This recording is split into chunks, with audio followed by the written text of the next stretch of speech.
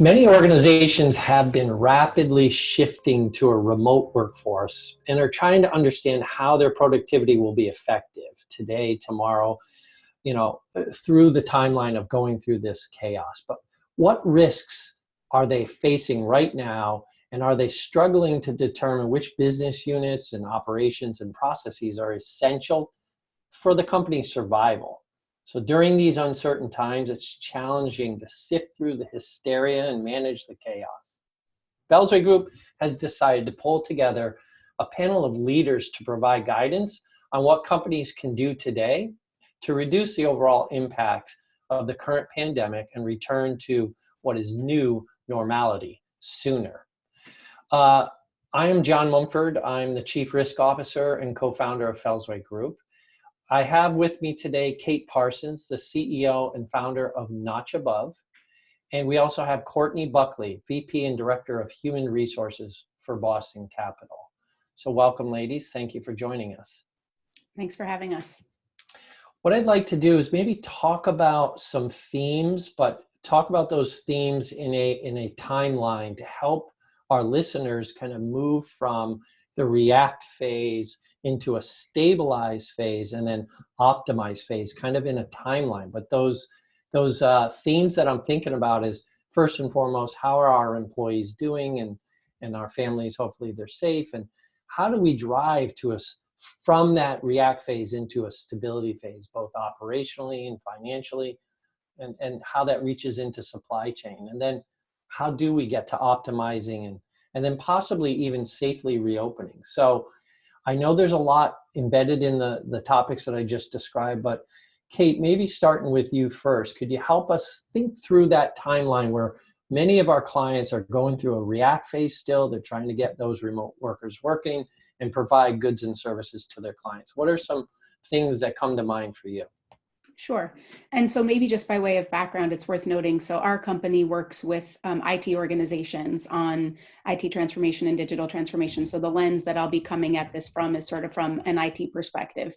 And so I think a lot of CIOs and IT leaders are finding themselves right square in the middle of this pandemic reaction. And it's really important, I think, in these times for leaders first to be visible and present and make sure that our teams are safe and healthy. I think for CIOs to lead their teams through the times ahead, that's going to be paramount.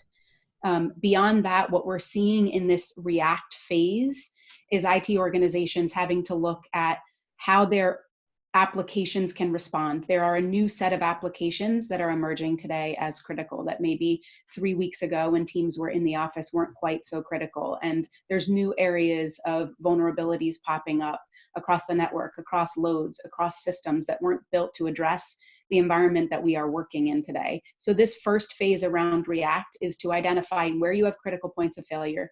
Do you have the right disaster recovery in place to be able to respond? And do you need to start thinking about some business continuity plans that say, maybe we need a backup for Zoom if we start to see that as a challenge. Maybe we need another way to collaborate if email goes down. And so in this first phase, it's really important for us to, one, make sure the teams are okay, and two, identify what those critical services are and how we can ensure we've got backups in place. Yeah, that's great. Some of the companies may have already had great, disaster recovery plans that they've practiced, and they can pull those forward and start to leverage those. A lot, though, have been relying on tribal knowledge to kind of pull those plans together last minute and react. To your point, they're reacting to the react. They didn't have the plan practice. So, I think those are great points, and I think it's important if they didn't have those plans documented to maybe harness some of the good work that you're talking about. Now is the best time while it's fresh to keep a log at least of the activities that unfolded to get them to each state. So great points, Kate. I appreciate it. Courtney, thoughts do you have during the initial react phase for employees to be thinking about, whether safety or finance or payroll or things like that? Right. So I think, as Kate said, first and foremost for us, it's making sure that our employees are safe and healthy. Trying to, check in with them as often as we can, sending out company-wide emails every few days, just with an update, trying to almost over-communicate what's happening. The office is still closed. You know, for example, we had people that were working in the office this week if they could or if they wanted to. Now with Governor Baker's decision to non-essential has to stay home, we're now reacting again to, okay, does everyone have what they need to stay home for the next 2 weeks and not come into the office? And I think there has to be some flexibility and understanding on everyone's part that parents are working, yet they're also now being stay-at-home teachers for their children. So things may slow down a little bit, and to keep that in mind, that just because someone's not reacting within the next 10 or 15 minutes doesn't mean they're not checking their email or being productive. It's just timelines and schedules have completely flipped. You know, one of the things that's great, Courtney, one of the things I've thought about just myself and people that I see around me when we assist our clients. So we're a cyber risk management consulting firm, and we're hopefully helping these companies plan before these kinds of things happen, but we're certainly helping them navigate amidst, you know, these situations. But I think about the human factor all the time because we're building relationships always. It's always about that more so than the technology, but technology is important. But what I was trying to dive back into is, you know, employee assistance programs, you know, it's a lot of times it's a dialogue. It's not a tool that someone's using.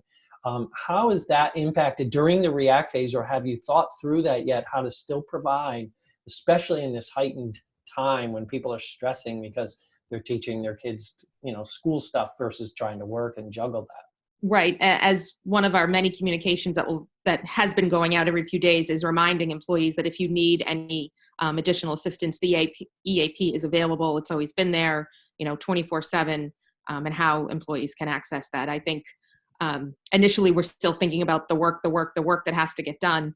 But in the back of my mind, it's okay, once everyone's home, you know, starting tomorrow, what are they going to need going forward, whether that's technical resources or emotional support? Yeah, great. So we talked a little bit about the react phase and the things that embody that, and Kate articulated kind of the steps of, you know, DR and making sure those things are in place, and having even further DR for DR, like you mentioned, email goes down. You know, part of our DR plan is we go to email and we work remotely, but now those remote technologies aren't working. You know, any thoughts or advice so that we could start to transition from a react phase and thinking those things through, Kate, and move more to a stabilized phase? And what does that look like? Yeah, I think as we move into the next phase, it's about looking at where people are spending their time and what their priorities are today. And I think it's fair to assume that priorities have shifted. So this is not just the pandemic effect, but the potential economic effect as well. So now is the right time for CIOs, IT organizations, and business leaders to be looking at what you've laid out as the priorities for 2020 and maybe reevaluate what those need to be now. There are new priorities coming up. How can we not just support our employees during this time, but how can we best support our customers at this time? Do our customers need something different from us? Do they need more flexibility in their payment terms because they too are going to struggle to, you know, pay the bills? Are there new products or services that our company is going to be asked to provide in this environment that we're in?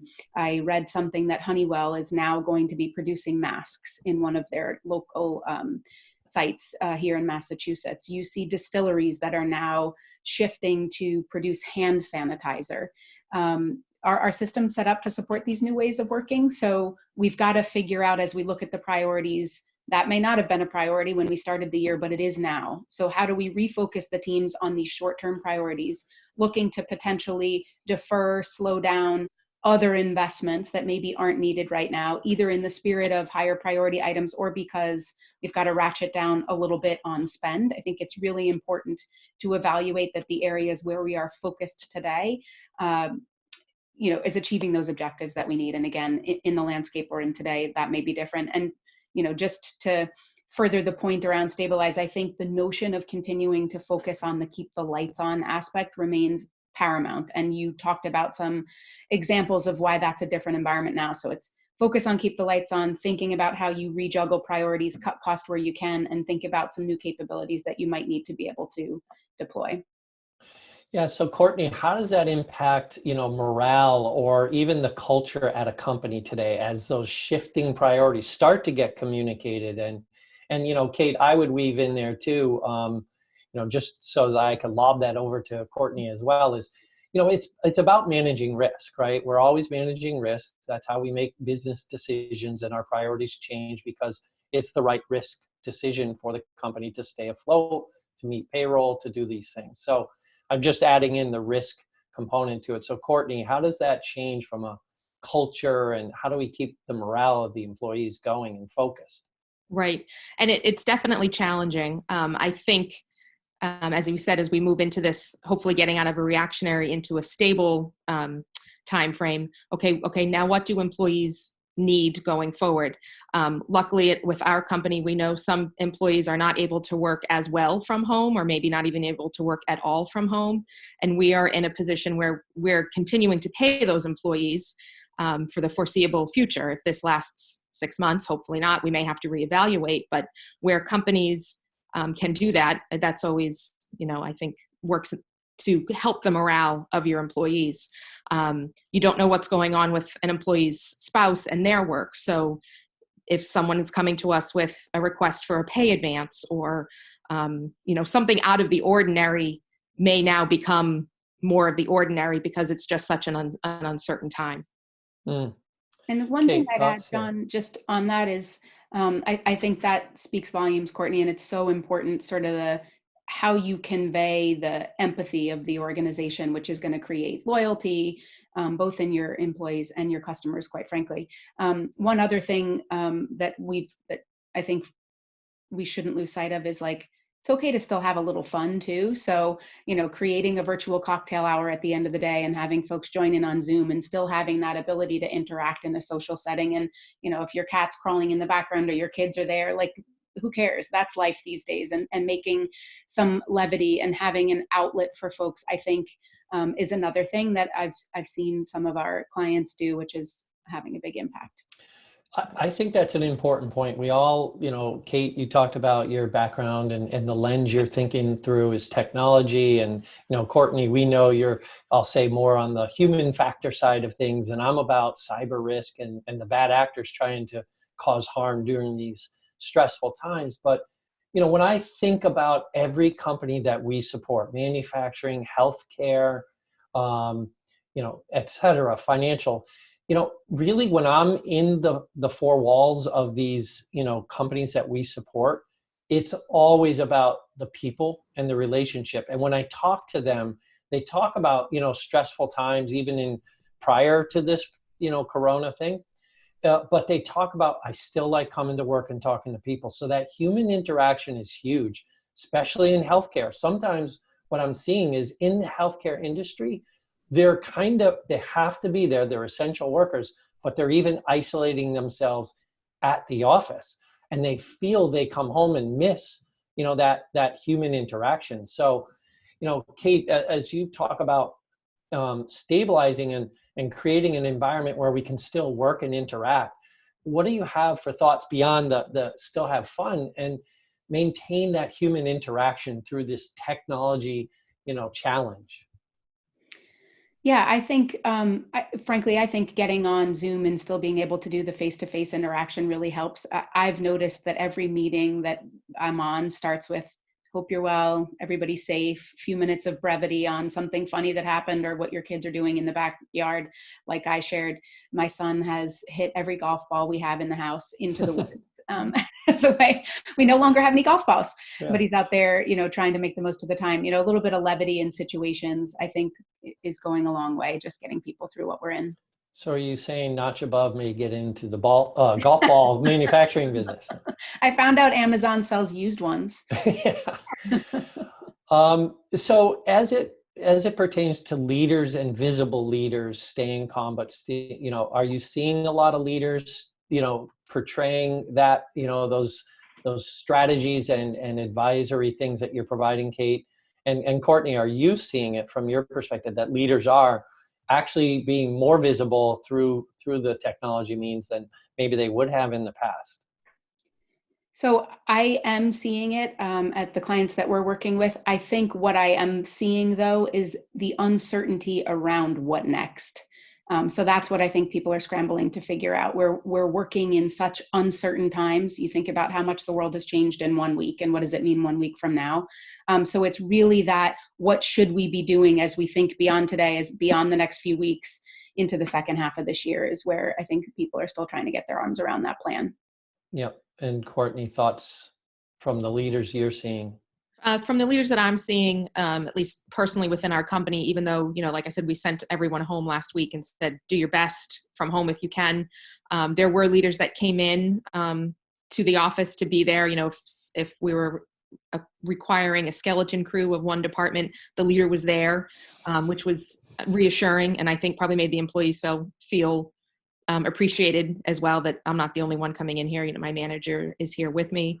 The COO and I have been taking turns sending out company-wide emails, brief updates that might typically always come from HR, but he wants to be available to employees and seeing that he's involved as well. So I think that the right leaders are doing the good, the good things, or the good leaders are doing the right things Great. during this time.